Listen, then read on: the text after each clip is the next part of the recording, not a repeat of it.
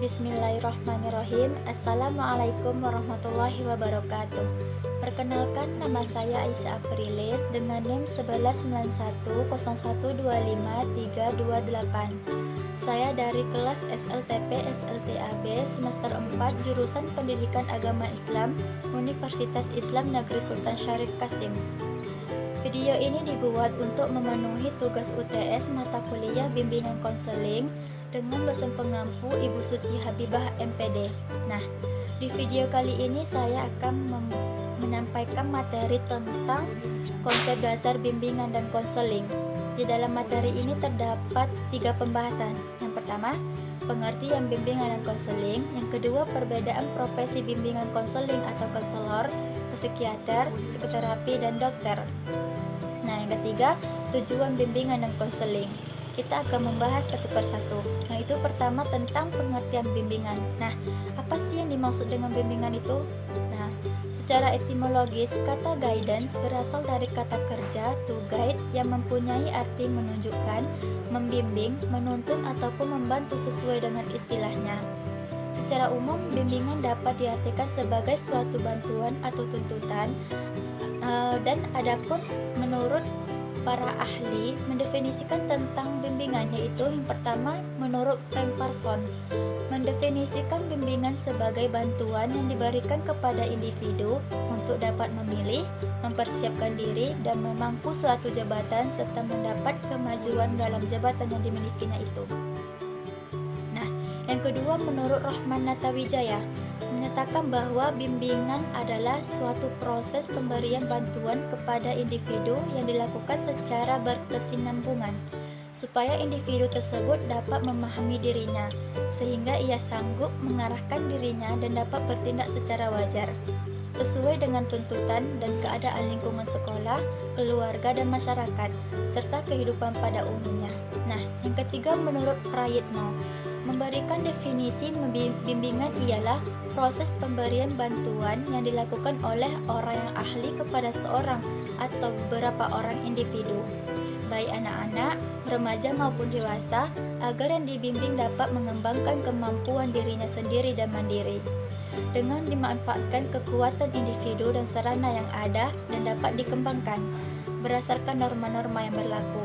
Nah, dari pengertian sudah saya sampaikan tadi, dapat disimpulkan bahwa bimbingan adalah bantuan yang diberikan kepada individu secara berkesinambungan atau terus-menerus agar individu dapat memahami dirinya sehingga dia mampu menentukan pilihannya sendiri. Nah, setelah kita membahas tentang pengertian bimbingan, selanjutnya kita akan membahas tentang pengertian konseling. Nah, apa sih yang dimaksud dengan konseling itu? Nah, konseling berasal dari istilah Inggris counseling yang kemudian diindonesiakan menjadi konseling. Sedangkan secara etimologi, istilah konseling berasal dari bahasa Latin yaitu consilium yang berarti menerima atau memahami. Konseling sebagai salah satu upaya profesional adalah berdimensi banyak. Di Indonesia, perkembangan konseling didorong oleh beberapa hal antara lain pada diri individu, yakni pada masa-masa kritis dalam setiap perkembangan individu, terutama masa remaja, masa gejolak, labil dan mudah terombang-ambing oleh berbagai pengaruh dari dalam diri atau luar diri. Nah, dari pengertian konseling yang sudah saya jelaskan tadi, dapat disimpulkan bahwa konseling adalah proses pemberian bantuan secara tatap muka oleh konselor pada individu yang mengalami masalah atau klien, yang berujung pada teratasinya masalah klien agar klien dapat mengambil tanggung jawab sendiri terhadap berbagai persoalan yang dihadapinya.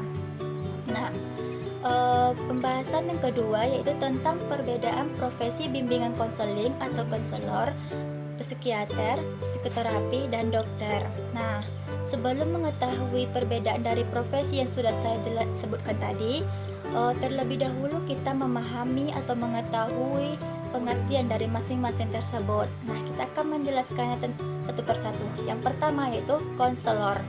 konselor yaitu menyelesaikan studi di jurusan bimbingan konseling, sudah ada program sertifikasi BK dengan lembaga bernama ABKIN, Asosiasi Bimbingan Konseling Indonesia. Umumnya mereka bekerja sebagai konselor di sekolah, TK hingga SMA. Konseli dan konselor biasanya ditempatkan di sekolah atau yayasan konseling. Nah, yang kedua yaitu psikiater. Psikiater adalah dokter yang sudah mengambil spesialis kedokteran jiwa. Gelar mereka biasanya ditulis dengan yaitu dokter, nama, SPKJ atau spesialis kedokteran jiwa. Setelah lulus sarjana kedokteran, seseorang yang hendak menjadi psikiater harus mengambil keahlian bidang psikiater sekitar 5 tahun, baru layak menyandang gelar spesialisasi psikiater. Psikiater bertugas memberikan konsultasi seputar kesehatan jiwa, sebab mereka dilengkapi dengan berbagai kemampuan baik konseling dan psikoterapi. Mereka belajar keahlian ini dihitung dari S1 selama 10 tahun, bahkan bisa lebih. Di samping itu, psikiater berhak memberi resep atau obat kepada pasien atau klien. Nah, yang selanjutnya itu tentang psikoterapi. Apa sih yang dimaksud dengan psikoterapi itu? Nah, psikoterapi istilah berasal dari dua kata, yaitu psiko dan terapi. Psiko artinya kejiwaan atau mental, dan terapi adalah penyembuhan. Nah, jadi psikoterapi adalah pengobatan penyakit dengan cara kebatinan atau penerapan teknik khusus pada penyembuhan penyakit mental atau pada kesulitan-kesulitan penyesuaian diri setiap hari atau penyembuhan lewat keyakinan agama, dan diskusi personal dengan para guru atau teman. Nah, yang selanjutnya itu dokter. Nah, apa sih yang dimaksud dengan dokter? Nah, dokter adalah seorang lulusan pendidikan kedokteran yang ahli dalam hal penyakit dan pengobatannya. Seorang dokter sekurang-kurangnya telah menyelesaikan pendidikan sarjana kedokteran dan program profesi dokter. Masalah yang dibicarakan berkenaan dengan gangguan kesehatan yang dialami pasien. Klien atau pasien yang dibantu adalah orang-orang yang mendapat gangguan kesehatan. Bantuan yang diberikan melalui pengobatan dan terapi secara medis dengan menggunakan obat-obatan tertentu. Tujuan terapi atau pengobatan mengubah dan membentuk kembali struktur kesehatan pasien atau klien agar mampu lebih menyesuaikan diri terhadap lingkungan. Tujuannya bersifat jangka panjang, dan peran dokter dominan dalam memberikan petunjuk dan obat perlakuan kepada pasien untuk mencapai kesembuhan. Kesembuhan banyak ditentukan oleh peran dokter dalam mengobati pasien. Peran pasien cenderung pasif mengikuti petunjuk, nasihat, atau perlakuan dari dokter. Proses bantuan bersifat rekonstruktif atau membangun kembali fungsi kekebalan tubuh. Kuratif yaitu memberikan obat-obatan tertentu untuk pasien dan berlangsung dalam jangka waktu yang relatif lama. Nah, jadi dapat disimpulkan bahwa perbedaannya adalah psikiater bertugas memberikan konsultasi seputar kesehatan jiwa, dan psikoterapi yaitu memberikan pengobatan penyakit dengan cara kebatinan atau penerapan teknik khusus pada penyembuhan penyakit mental atau pada kesulitan-kesulitan penyesuaian diri setiap hari atau penyembuhan lewat keyakinan agama, dan diskusi personal dengan para guru atau teman. Nah, kemudian dokter. Dokter itu bekerja dengan orang sakit, dan sedangkan konselor bekerja dengan orang yang normal atau sehat, namun sedang mengalami masalah. Nah, cara penyembuhan yang dilakukan dokter, psikiater bersifat reseptual dan pemberian obat, serta teknis medis lainnya.